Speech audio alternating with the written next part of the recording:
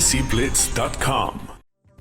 Hi, I'm Sarah Woods. I'm the author of Desi Kitchen, and you're watching me on DESIblitz.com. Sarah, thank you so much for joining us today. I just wanted to dive into a bit more about yourself and how your journey into food came about.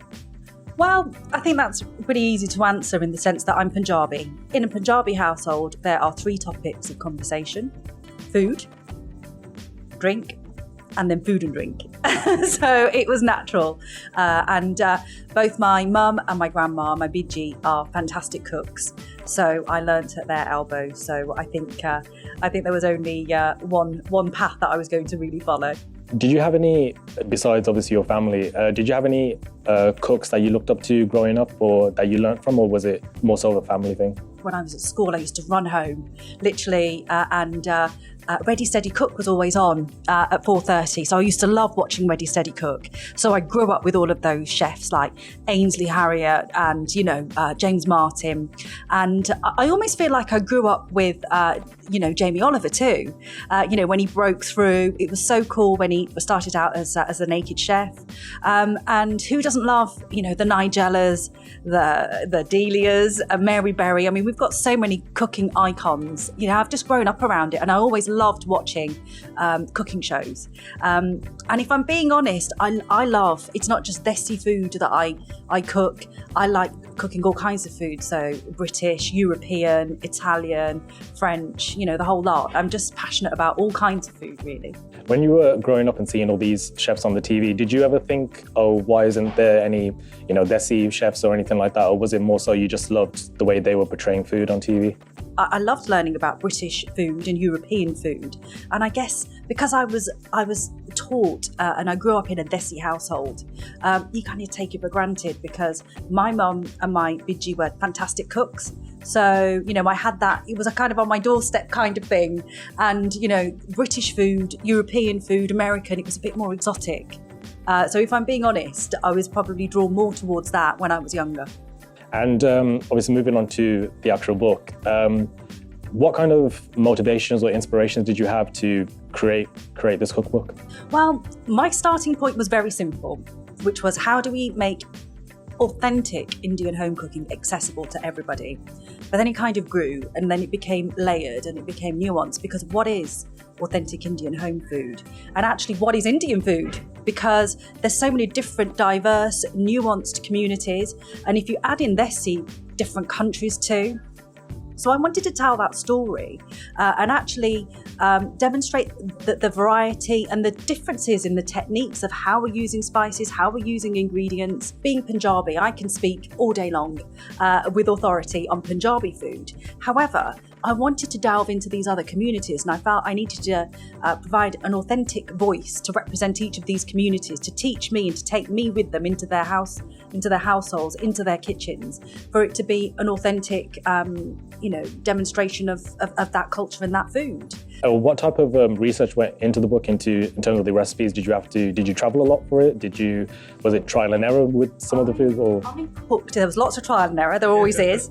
And I wrote the book mainly in lockdown, so travel was restricted. So I learned from the people that I interviewed, the research, going to the places I could go, even though we were restricted in terms of movement. For me, with Desi Kitchen, I'm flipping the source of origin, because what I'm saying is that we have these different communities and these different people in the UK. So that's our source of origin, because for many of us, Britain is our motherland. We were born here. So, I'm telling that story too. So I guess I didn't feel the need that I had to travel to India or to Sri Lanka or these other places, because these communities are based and thriving in the UK. And those communities obviously spread across the whole of the UK. For people who think South Asian food is just baltis or rotis, what can you say is the most significant difference between each of those cuisines in South Asia? God, the difference between North Indian food and South Indian food is like night and day. And honestly, it blew my mind, the researching and eating and cooking and oh my goodness.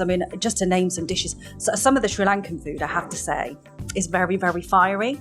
I'm not as much of a hero as my mum. She can probably take down a lot more meds than me, but I like to know that, you've got some flavour and it's so hot and fiery and spicy, and it's got all of these Pan-Asian influences, and it blew me away. It really blew me away. So it's huge differences. And then I guess with Parsi cooking, I think that's probably the breakfast chapter because it's reflecting, the Bombay cafe culture. And then Gujarati food is different in itself because, the Gujarat, there were so many periods of drought. So a lot of that cuisine and that food relies on store cupboard ingredients because that's the way they'd cooked for decades and centuries, to overcome, the natural elements, if you like. So it's just hugely different. And then if you look at Pakistan and Kashmir, Kashmir is very heavily meat orientated, but then you've got the gorgeous produce of, it's in the foothills of the Himalayas. So, you've got, so much produce, akhrout, walnuts, it's just so much, it's very, very fertile. And then Punjab is fertile in itself. It's referred to as the breadbasket of India.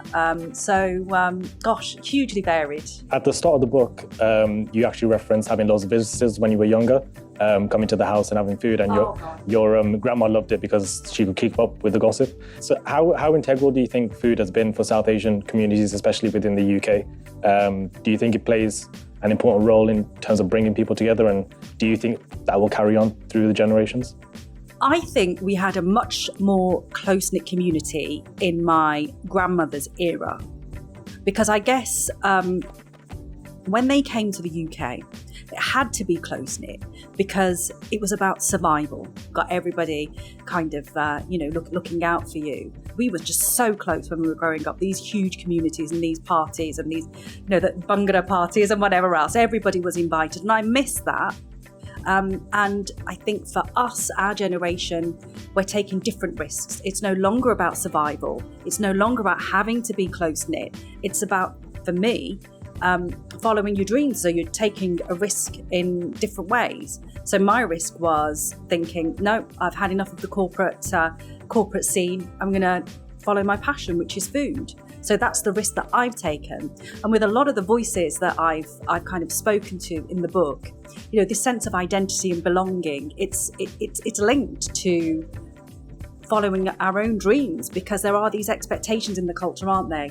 We joked with so many people that the acceptable professions were accountant, doctor, lawyer, engineer, maybe. But, we want much more. And do you think, in terms of the future generations, do you think they will have the same love of food as maybe your grandmother's era did? Or do you think they're kind of distancing themselves away from, say, traditional techniques or traditional food? I don't. The food is too good to turn your back on it, so that is never going to happen. But I think the food is evolving to absorb different cultures and different communities and influences, because we live in this global village. Yes, I absolutely. And part of the book is that I absolutely want people to understand the cultural context. Because I think, cultural appropriation is a really important topic, and quite rightly. So understand the traditional techniques, but then it's about adding in that evolution, the remix, the blending, the twists. And I think that's the direction, that's the future. And kind of moving on from that, you were a finalist on Britain's Best Home Cook, and you've gone on to kind of multiple successes from that. Could you tell us a bit more about the experiences of the show and the food company that you managed to create after that as well? Well, the show was grueling, let me tell you. It's not half as glamorous as it looks. But, it was such a wonderful experience. I got to meet some amazing people. Mary Berry, as I've already mentioned, Angela Hartnett is the queen of pasta, Chris Bavin, the king of, fresh veg and produce, and then the wonderful Claudia Winkleman. So it was a life-changing moment in the sense that was the trigger where I decided, okay, this is the point where I'm going to have a career pivot and I'm just going to go for it. Literally after the show aired, we had COVID and we had this pandemic and everything just got turned on its head. It was tough, but I wanted to start off with supper clubs and restaurant poppers, which is what I'm able to do now.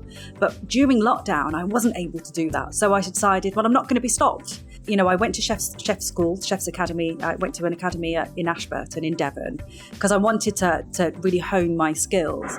And then I started a food collection business from home, and it evolved into some kind of cult following. I mean, literally, I'd be sold out as soon as I'd said, right, we're doing it on this day. But we turned it into a community thing because people would come. We'd have a fire going outside, outside of the house on the drive. People would come to the window, and at a distance, you'd be able to then have a conversation.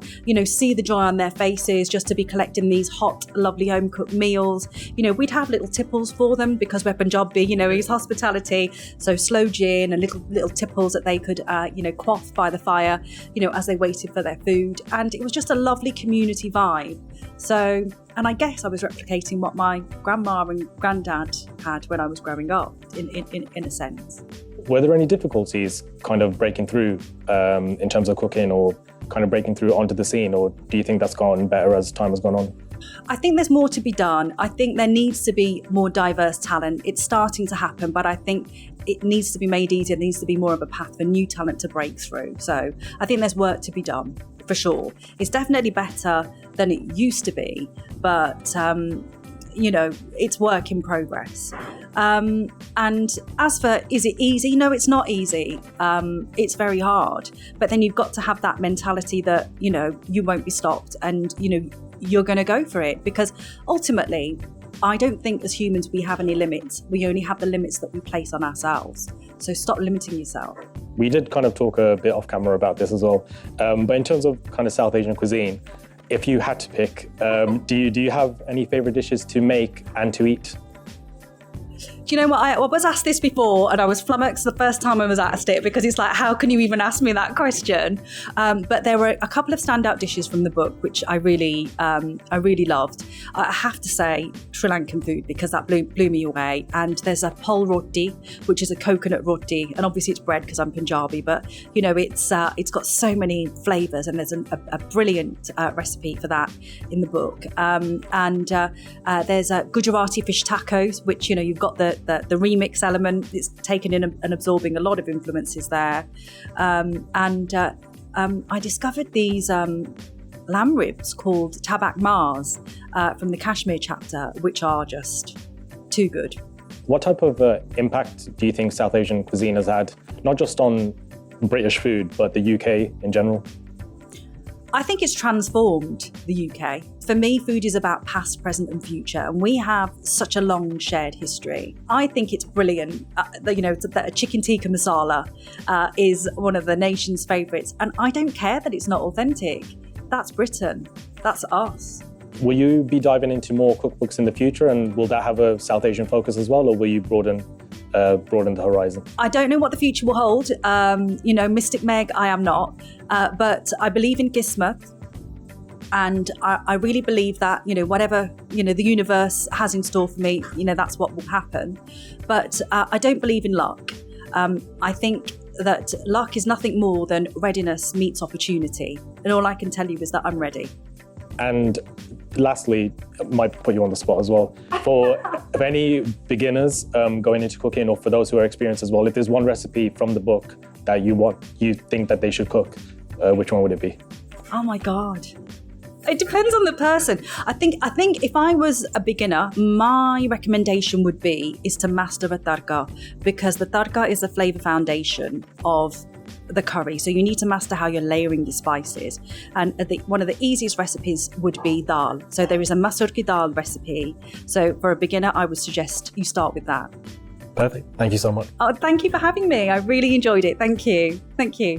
What lovely questions.